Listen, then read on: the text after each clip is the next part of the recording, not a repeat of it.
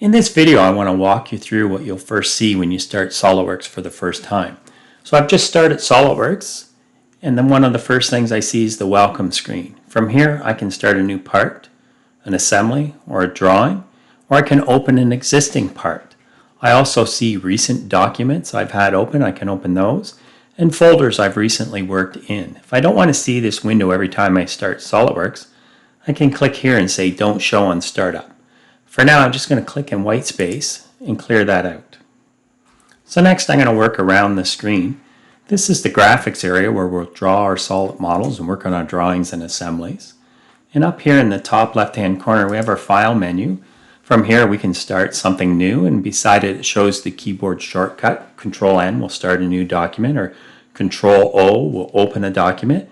If I push R on the keyboard, just scroll down here, that'll open recent documents. And I also see a list of the last 20 documents I've had open. I can also see the View menu, what toolbars I'd like to view. And next to the View menu, I have the tools. We'll come to all these later. In any menu, when we see the pin, we can pin it or unpin it. So this is unpinned. If I move away, it will disappear. If I come back to that arrow, it will reappear. If I want this to always be out, I can click the push pin, and now it will stay out. I'm going to continue working my way across the top. Here we can search community forums for help.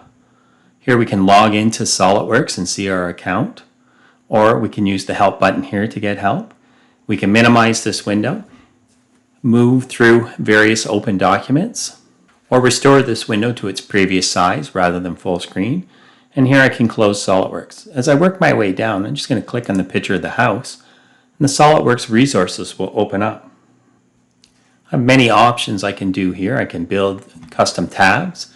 I can diagnose problems I'm having, set benchmarks, copy my settings wizard if I'm going to set up a new computer, and I can go look for third-party add-ons here in the Partner Solutions and 3D Experience Marketplace.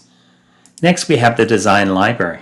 From the Design Library in Toolbox or SolidWorks Content, I can drag and drop standard components and fasteners, bearings, bushings, etc., and place them into my assembly. Next, I can go here and I can scan through my hard drives and open documents from there. One of the advantages of using the SolidWorks File Explorer is we can see a preview of any one of our parts by hovering over it. Next, we have the View palette, which we'll examine in greater detail when we get to make our part drawings. And then we have the Beach Ball, which will add different appearances, colors, scenes, decals to our parts. Next, we have the ability to create custom properties. And the last thing we see are various SolidWorks forums that we can go into and get help or post questions. If I click back here in the graphics area, I just see the logo for SolidWorks. So now that we have a basic understanding of what's available where, next we're going to go ahead and we're going to start SolidWorks and create our first part.